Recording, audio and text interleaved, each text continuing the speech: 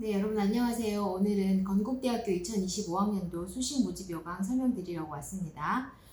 네, 건국대도 그 24학년도 입시 결과가 발표가 되어서 그것과 그다음에 그 선행학습 영향평가 보고서에 있는 논술 기출문제들을 함께 설명을 드리려고 합니다. 네, 참고하시기 바랍니다. 네, 건국대 25학년도 수시 모집 요강 설명 시작해 보겠습니다. 네, 이것도 건국대학교 입학처 홈페이지에 가시면 다운받으실 수 있습니다. 네, 작년 대비해서 올해 변경사항 먼저 볼까요? 건국대도 무전공하고 그다음에 단과대별로 자유전공학부가 신설이 되었습니다. 그러니까 전체 학과를 대상으로 하는 자유전공학부가 하나 생겼고요.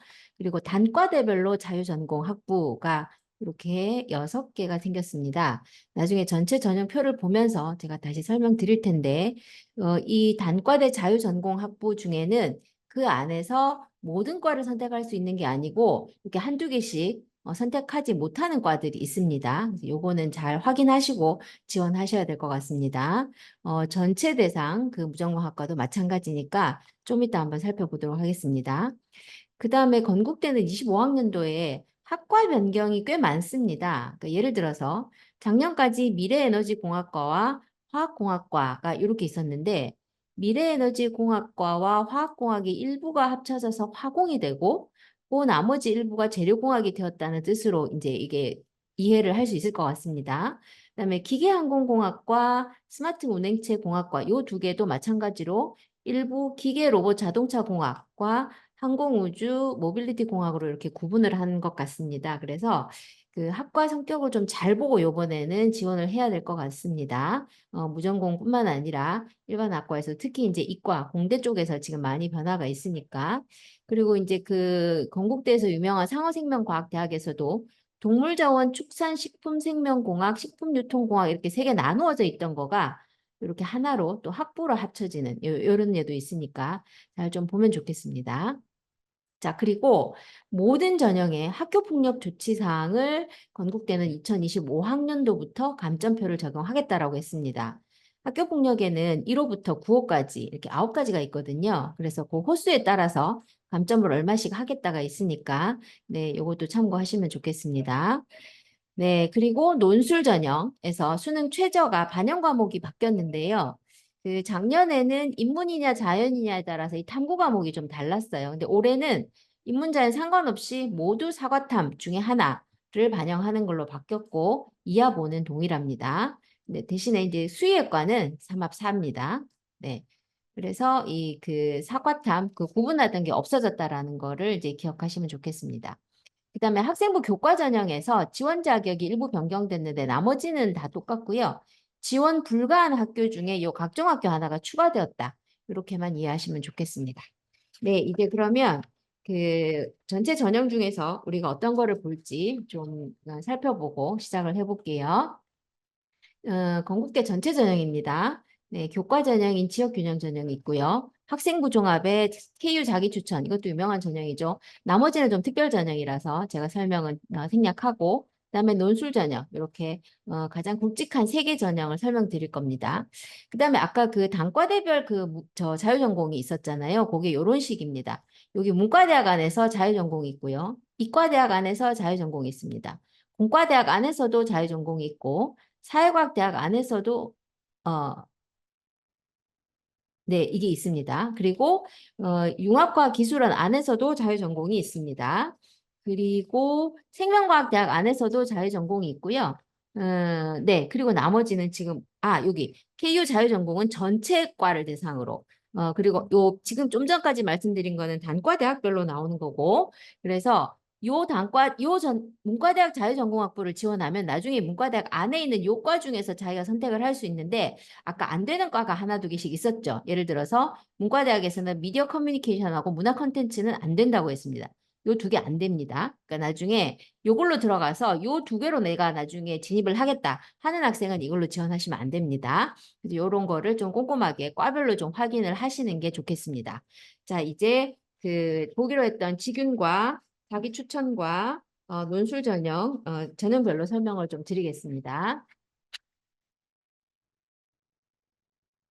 네, 지역균형이죠. 네, 교과전형입니다.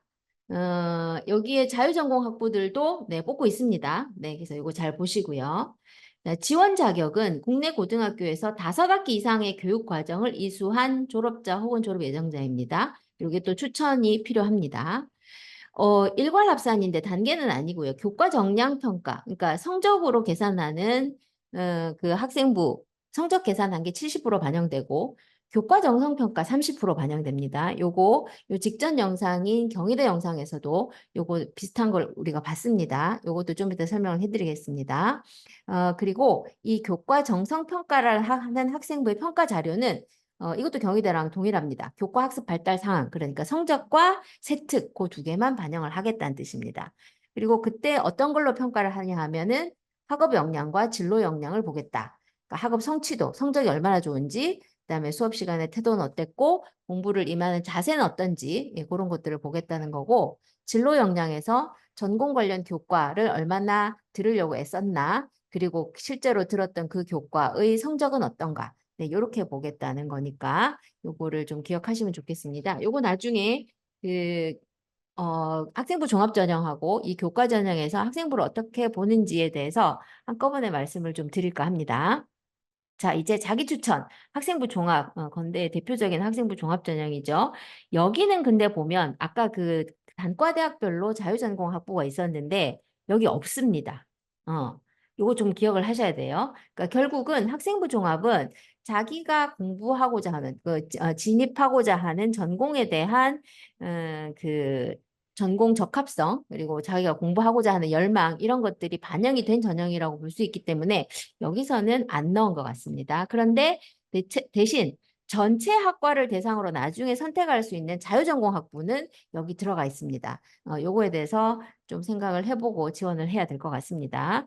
그리고 면접 일자를 여기서 먼저 알려주고 있네요. 11월 30일하고 12월 1일인데 요거 나중에 뒤에 가서 볼 수 있습니다. 이것도 수능 뒤이기 때문에 지원할 때 모의고사 성적하고 비교해서 잘 생각해서 지원하면 좋겠습니다. 전형 방법은 1단계 서류 100%로 3배수 뽑습니다. 2단계에서 면접 30% 반영되고 수능 최저는 없습니다. 네, 서류 평가 요소를 좀 볼까요? 학업 역량, 진로 역량, 공동체 역량. 요거 경희대 평가 요소하고 동일합니다. KU 자유전공학부에서는 학업 역량과 공동체 역량은 동일하고 진로 역량 대신에 성장 역량이 들어왔습니다. 그러니까 자기가 공부하고자 하는 그 전공 관련된 노력은 진로 역량으로 분류를 했기 때문에 이거를 자유전공학부에서는 좀 다른 의미로 보겠다라는 걸로 자기 주도성이 있는지, 창의적 문제 해결력이 보이는지, 그리고 경험을 얼마나 다양하게 하면서 그래도 내가 대학 가서 어떤 쪽으로 하면 좋을지에 대한 전체적인 탐색은 있어야 된다. 네, 그런 의미로 받아들일 수 있을 것 같습니다. 네, 이렇게 그 학생부 종합의 서류 평가를 하겠다는 거고요. 자, 면접도 평가 요소는 동일합니다. 네, 아까 위에서 봤던 그리고 여기 평가 항목만 조금 다르니까 네, 그거는 참고하시면 좋겠습니다. 네. 그리고 면접 일정이 아까 11월 30일과 12월 1일이었는데 단과대학별로 구분이 되어 있습니다. 요거 좀 챙기시기 바랍니다. 네. 그리고 자, 이제 논술로 좀 가볼까요? 네, 요거는 다 특별 전형이니까 해당하시는 분들 꼼꼼하게 좀 살펴보시면 좋겠습니다. 요거까지 설명을 드리면 좋겠지만 너무 시간이 오래 걸리고 또 이게 해당 학생이 많지는 않은 관계로 제가 요거 그 특별 전형들은 지금 설명을 빼고 있습니다. 자, 이제 논술 전형 볼까요? 자, 논술 전형에서 여기도 네, 논술 100% 다른 거 아무것도 안 들어갑니다. 근데 수능 최저는 있습니다. 자, 수의예과를 제외하고는 이하보 앞에서 잠깐 살폈죠. 사과탐 아무거나 상관없습니다. 한 개만 들어가고 수의예과는 대신에 삼합사, 한국사 동일하게 5등급입니다. 자, 그리고 출제 유형을 볼까요? 그 건국대 논술은 인문에서 두 가지로 구분합니다. 인문사회 원이냐, 인문사회 투냐, 좀 이따 말씀드릴게요. 그 다음에 자연이냐, KU 자유전공 학부냐에 따라 다른데 요거 여기 있습니다. 자, 여기 자연에 해당하는 학과들이 여기 이과대학, 건축대학, 공과대학, 융합과학기술원, 생명과학대학, 수의과대학, 사범대학 중에 일부이고요. 그 다음에 KU 자유전공학부만을 대상으로 하는 그 논술이 따로 있고 그 다음에 인문사회 1은 문과대학에만 해당합니다. 그리고 인문사회 2는 사회과학대학과 경영대학, 부동산과학원 요거에 해당되는 거니까 문제를 좀 구분을 하셔야 될 것 같습니다. 시간은 모두 100분이고 이제 나오는 문항의 내용이 좀 다른 거죠. 문제 수도 좀 다릅니다. 인문사회 1은 국어 사회만 나오고 인문사회 2는 국어 사회하고 또 수학이 나옵니다. 자연계열 수학만 나오고요. KU 자유전공학부도 수학인데 여기서 KU 자유전공학부는 1번은 국어와 통합사회 교과 분야의 다양한 지문이 나오고 2번에서 수학이 나온다고 합니다. 그래서 이 문제들을 좀 구분을 할 거고요. 좀 이따가 작년 문제를 좀 보여드리도록 하겠습니다. 네, 그리고 이것도 저녁 일정을 좀 보셔야 되는데 논술고사가 네, 11월 14일 수능 본 이틀 뒤입니다. 그래서 이것도 다른 학교들과 일정을 잘 좀 보셔서 일정이 겹쳐버리면은 그 원서 접수하고도 자기가 응시를 할 수가 없기 때문에 잘 챙기셔야 합니다. 네, 여기까지 하고 제가 아까 그 학생부를 어떻게 그 평가하는지에 대해서 학생부 종합하고 교과를 한꺼번에 같이 보겠다고 말씀을 드렸죠. 여기 나옵니다.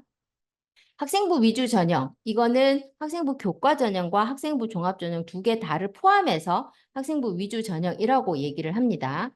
요거는 평가 단계이기 때문에 요거까지는 여러분이 굳이 안 보셔도 되는데요.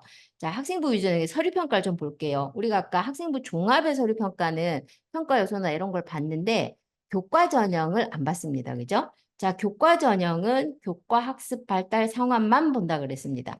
학생부 종합은 학생부 전체를 보지만 이 차이가 있습니다. 자, 그 다음에 학생부 교과에서 학업 역량과 진로 역량을 본다고 했습니다. 그죠? 교과 성적과 그 다음에 세트 그 두 개를 가지고 성적은 어떤지 태도는 어땠는지 그리고 전공 관련해서 어떤 과목을 들었고 그 과목들의 성취도는 어떤지 이런 걸 보겠다는 거였고요. 학생부 종합 전형은 나머지 전체 앞에서 봤던 요 평가 요소를 가지고 평가한다고 합니다. 그리고 이 학생부 교과 전형이 됐건 종합 전형이 됐건 서류 평가에서 종성 평가는 건국대는 7등급의 척도로 평가를 합니다. A 플러스에서 D까지 이렇게 7개로 나누어서 하고요. 여기 나와 있는 평가 요소와 항목은 지금 여기 학업 역량, 진로 역량, 공동체 역량 요 세 개는 요 바로 직전의 영상이었던 경희대와 동일하고요. 요 성장 역량만 조금 다릅니다. 요거는 그 KU 자유전공학부를 대상으로 하는 평가 요소이기 때문에 요것만 구분하시면 되겠습니다.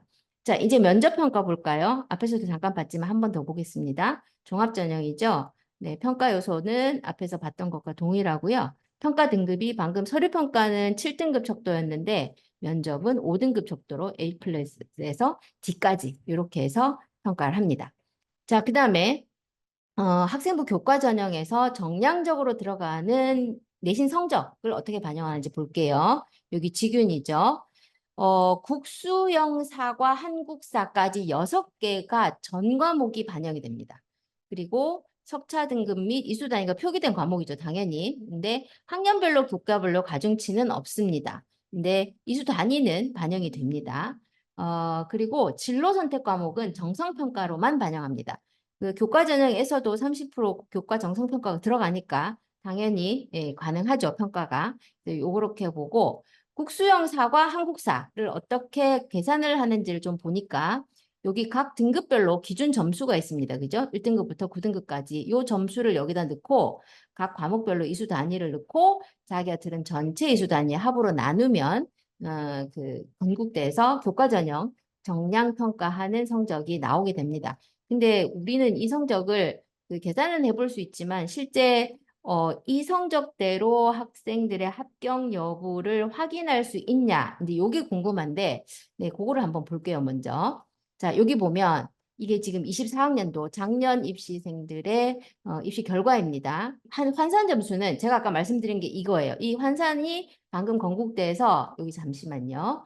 이렇게 계산하는 방식. 요걸로 계산했을 때 이렇게 점수가 나온다는 거군요. 70% 컷에 해당하는 학생들이 1.77부터 여기 2.26도 있고요.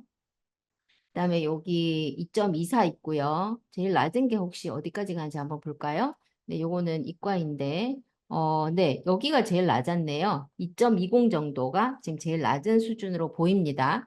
그래서 웬만하면 교과 성적은 1점 중후반대에서 합격생이 다 나왔다. 학생부 교과 전형에서 입결을 봤음에도 불구하고 상향으로 지원하겠다. 이거는 진짜 의미 없는 짓입니다.